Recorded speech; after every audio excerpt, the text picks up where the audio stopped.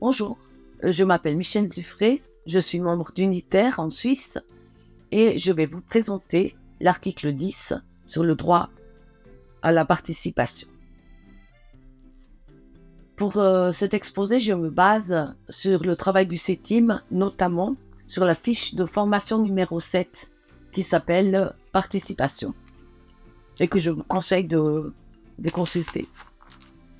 Alors, les bases de cet article 10 du droit à la participation sont d'une part l'article 21 de la Déclaration universelle des droits de l'homme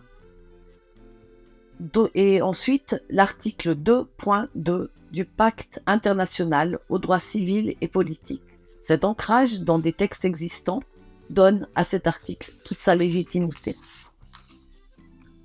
Pourquoi cet article fait partie de la Déclaration des Nations Unies sur les droits des paysans et des autres personnes travaillant dans les zones rurales? C'est pour mettre fin à une injustice. Les paysannes et toutes les personnes travaillant dans les zones rurales sont les groupes les plus marginalisés politiquement, économiquement aussi, mais là, nous parlons politiquement. C'est un fait que les décisions se prennent dans les capitales par des gens qui ne sont pas des paysannes et des paysans. C'est un fait que le politique se plie devant les entreprises et les transnationales de l'agroalimentaire, de la chimie et de l'extraction.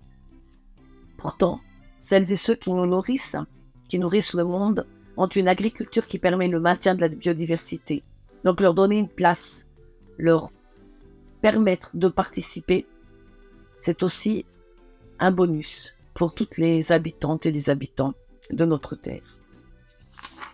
Le droit à la participation. Donc cet article, qu'est-ce qu'il dit? Il dit que les paysans ont le droit de participer activement et librement, directement et ou par le canal de leurs organisations respectives, à l'élaboration et à la mise en œuvre des politiques, programmes, projets, susceptibles d'avoir une incidence sur leur vie, leurs terres et leurs moyens de production. Donc c'est vraiment une participation depuis l'élaboration d'une idée jusqu'à sa mise en œuvre et pas une consultation. En contrepartie, les États doivent faire face à une double exigence qui est mentionnée qui est décrite dans la déclaration, dans l'article 10. C'est d'une part de respecter la Constitution et le développement d'organisations fortes et indépendantes de paysannes et d'autres personnes travaillant dans les zones rurales, et aussi de favoriser leur participation à l'élaboration, la mise en œuvre de projets. Il s'agit toujours de projets qui ont une incidence sur leur terre, leur vie, leurs moyens de subsistance, leur travail, la sécurité alimentaire. Tout ce qui concerne les paysannes et paysans ont le droit de participer pleinement et activement à toutes les décisions qui les concernent.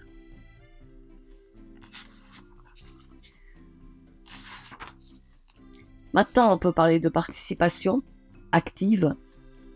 Pour participer activement, il faut avoir accès à l'information.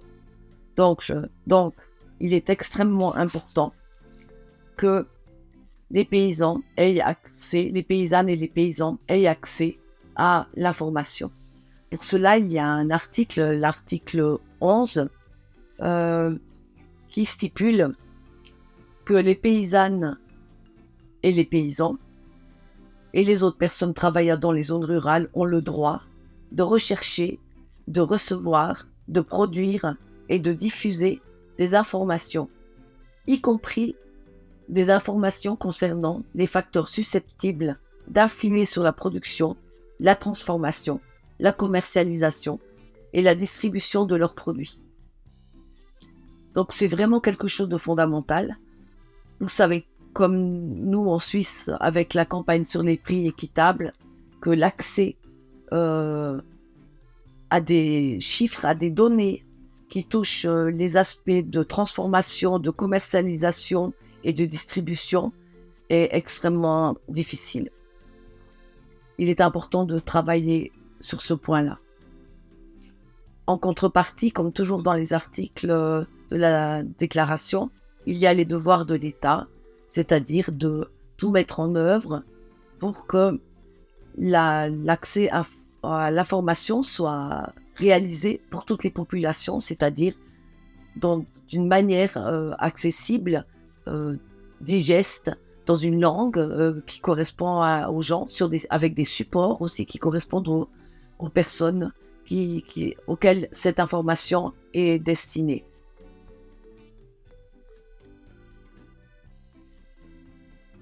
Maintenant, on parle de participation, on parle d'information.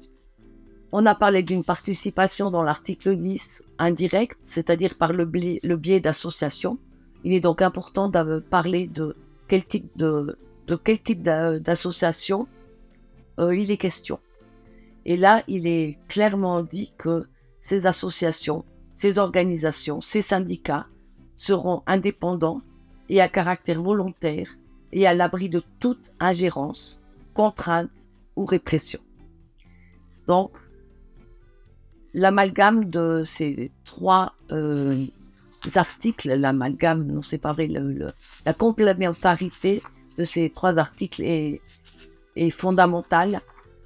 Et il faut toujours essayer dans les stratégies nationales que vous développez, les organisations membres de la Via Campesina ou de SCDC, d'appuyer votre stratégie sur des articles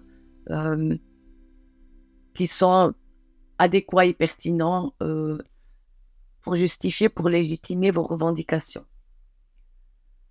Nous, en Suisse, pour cette campagne sur les prix pour des prix justes aux paysannes et aux paysans, en plus des articles sur la participation, l'association, l'information, nous mettons aussi ce qui est stipulé dans l'article 2.5 et qui dit que les États prendront toutes les mesures nécessaires pour faire en sorte que les acteurs commerciaux, les acteurs non étatiques, tels que les particuliers, les organismes privés ainsi que les sociétés transnationales et les autres entreprises commerciales respectent et renforcent les droits des paysans et des autres personnes travaillant dans les zones rurales. Donc, l'État, notre État, l'État de chacun et chacune d'entre nous, a le devoir de veiller, de tout mettre en œuvre pour que les entités commerciales situées dans son pays respectent et renforcent les droits des paysans. Voilà.